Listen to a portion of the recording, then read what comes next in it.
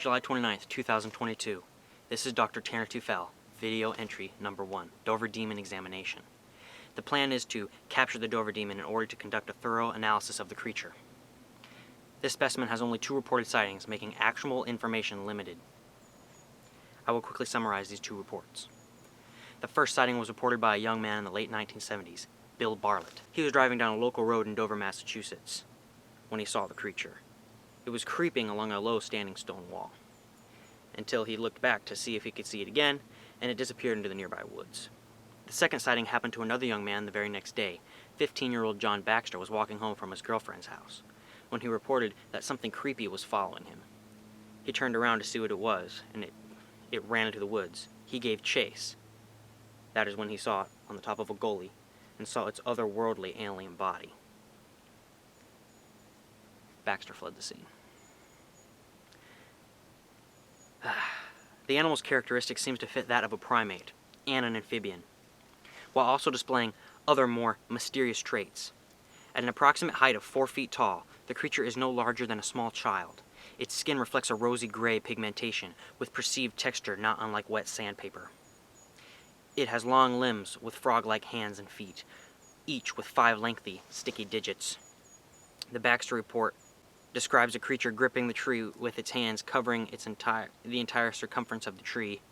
This suggests that it's an arboreal creature, in that it finds safety in the trees and has a suitable adaptation for gripping and climbing them. But the amphibian hands suggest that it's might be adapted for aquatic survival as well. The most interesting characteristics reported, however, deal with the facial appearance of the creature. It's reported to not have ears, mouth, or nose. Because it doesn't have a mouth, this warrants further study for what it eats. When lights shine into its eyes, it's said to reflect a green or orange. I suspect it reflects most colors in the visible spectrum.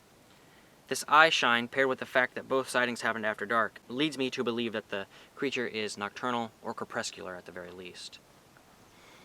An in-depth analysis of the reports in 1977 found that both sightings of the Dover Demon were within less than a mile from each other, in an area known as the Chase Woodlands, between 42 degrees, 14 minutes and 3 seconds north and 71 degrees, 19 minutes and 22 seconds west. This is the location on Farm Street. The second location took place on 42 degrees, 14 minutes, 18 seconds north and 71 degrees, 18 minutes, 28 seconds west.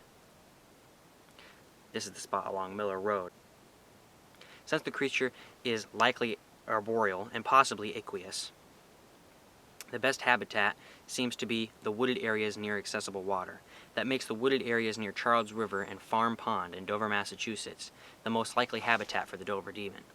The best search area is a mile radius from the Farm Road and Charles River. Okay, finally. Now for the crazy part. Catching this monster. Its reflective eyes indicate that the creature is nocturnal, so most of the setup and tracking will have to be done during the day. This is good news, meaning we won't have to worry too much about it moving in the daylight,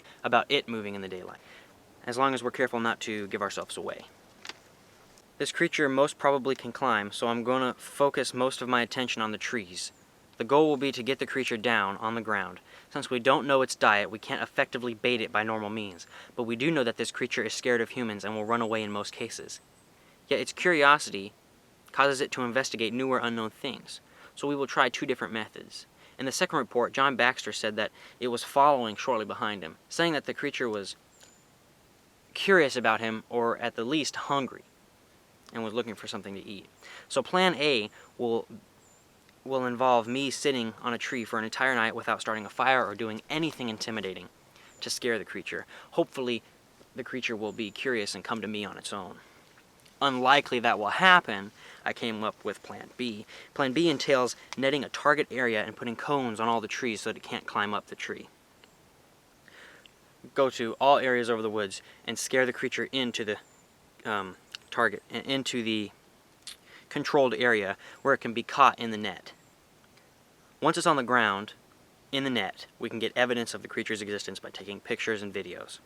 Then we can capture the creature for further study in my lab.